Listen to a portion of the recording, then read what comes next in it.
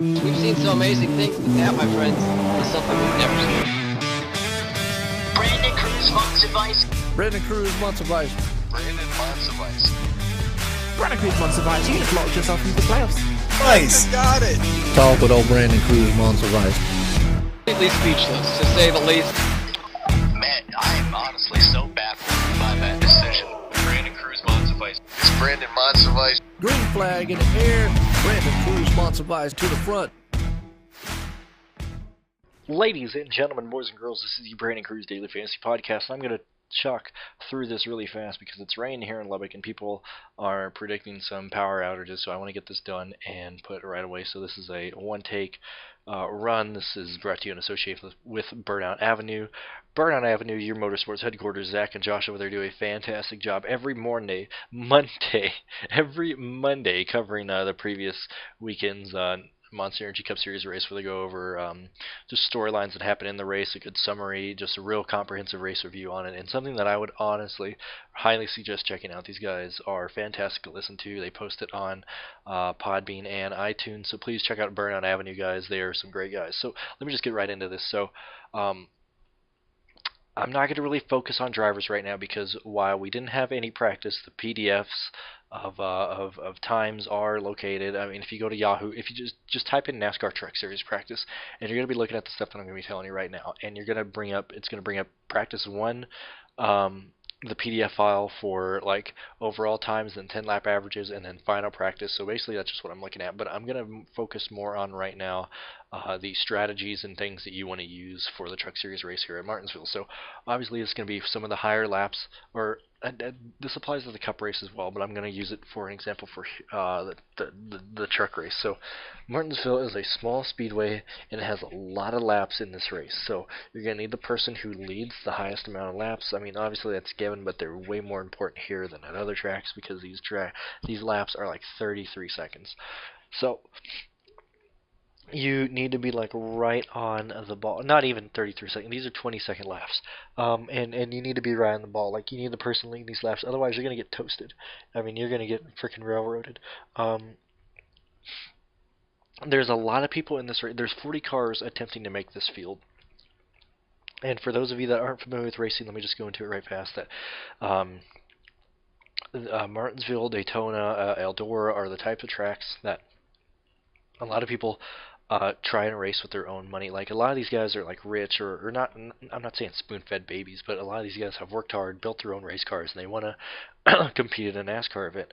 And so you'll see a lot of like quote-unquote underfunded teams at this track, for example. But they're not underfunded teams. I mean, I'd say everyone's more equal here than at Daytona, just because aerodynamics don't play that big of a role here in Martinsville. Everyone can make a truck fast enough to get up to like the 110 mile per hour or whatever they end up going down the straightaway here in the Truck Series, and there's going to be a lot of names that you don't recognize, and there's going to be a lot of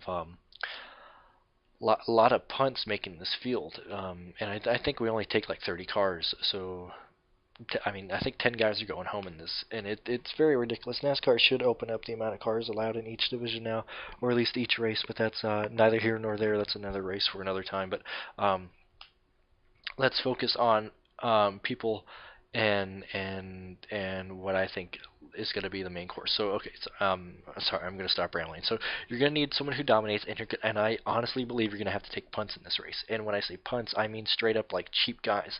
But because of this and the way that, like I said, a quote-unquote underfunded people are racing. There's some guys who have never made a career start in a truck race. There's people that DraftKings has no data on, and so they have no idea what to do with it. So they just rate them like way down below. Like for example, like Bubba Wallace is in this race, and yes, Bubba Wallace has won at this track multiple times. He's $9,200. If you look at a guy, for example, who is what's his name? Rafael Lessard. He's driving the 46 car. He is $4,900 on DraftKings. He is in a Kyle Busch Motorsports vehicle. Okay. Rafael Lessard is 9th in first practice overall, and 9th in final practice, and he is 12th in top 10 or top He's 12th fastest in 10 lap consecutive speeds in final practice, and he was not second fastest. He was 6th fastest in top 10 lap speeds on the first practice, and he's only $4,600 or $4,900. Excuse me. So literally everyone should be running. He's going to be the chalkiest guy ever. People are paying attention. But Rafael Lessard, driving the 46, is going to be just highly owned. Now, with that said, he's $4,900.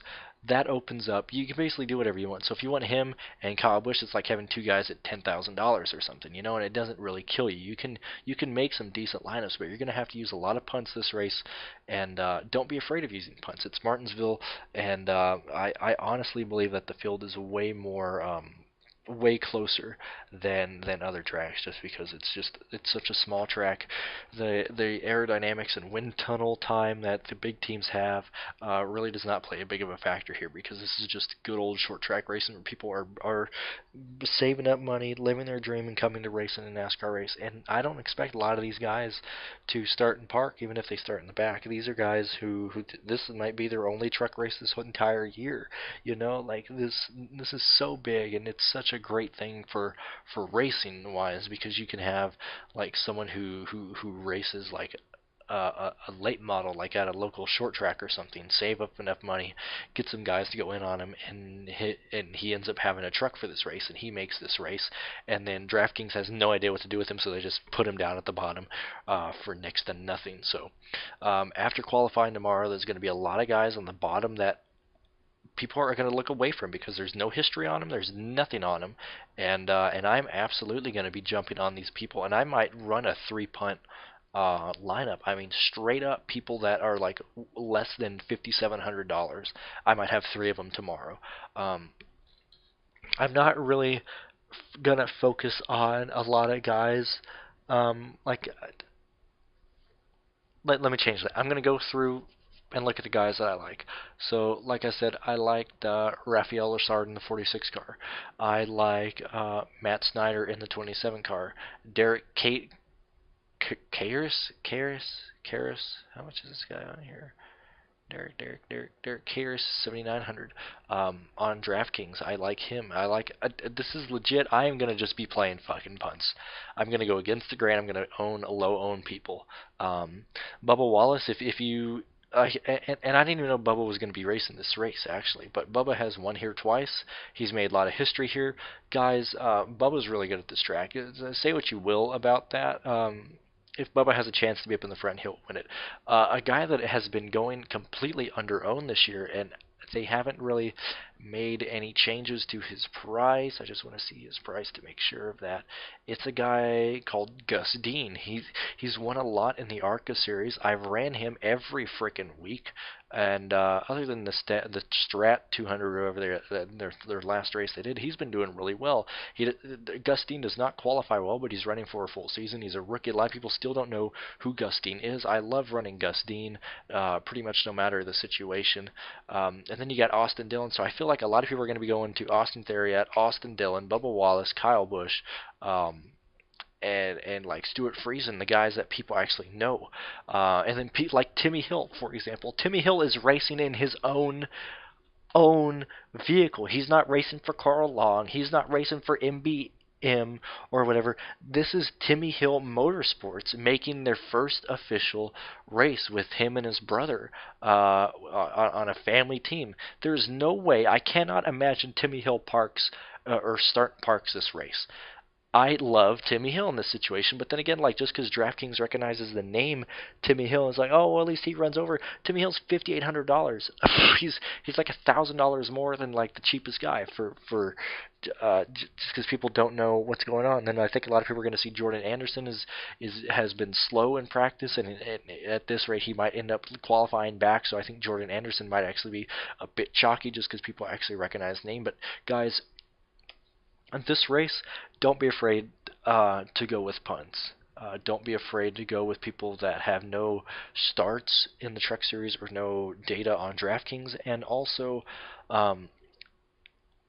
when you watch qualifying tomorrow, go on everyone's Twitter if you don't recognize them. Check and see if they're sponsored. Check and see if this is a one-off deal, if this is their only start that they're planning this year, if they plan to like legit start and park. Because some of them do say like, hey, we're planning for more races down the line. We can't afford to tear up the vehicle or whatnot. And then there's other guys like Corey Roper. I know he did some dumb shit at Daytona, and he nearly killed the field at Vegas. But Corey Roper is actually a guy that I really like here, because this is what he's done his entire life, is just short track racing. So I like Corey Roper as well. It's people like this. A lot of guys that you don't recognize the name are actually true like short track racers who can do a good job in this, and pretty much will be their weight and will pull their weight in the race. There's so many. There's 10 guys going home this week. That's too big of a. That's like, I mean, that's 1/4 of the field that isn't making the race from qualifying. So we have to see who goes out there. We have to see where people qualify, and qualifying is going to be nuts tomorrow. This might be one of the only open qualifying sessions that is actually. Excuse me. That's actually watchable, because a lot of people have a lot of money on the line, and they have to try and make this race.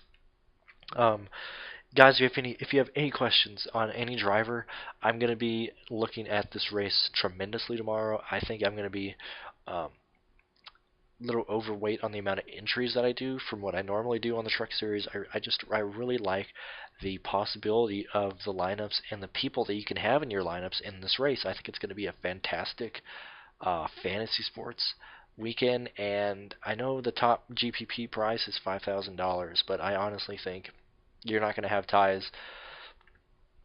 I don't think you're going to have ties for it. I think whoever wins that's going to win it by himself, and hopefully that'll be me or one of you guys. Just let me know what you guys think, and thanks for listening. I appreciate it. Sorry I had to be right fast, but this storm's getting freaking crazy over here.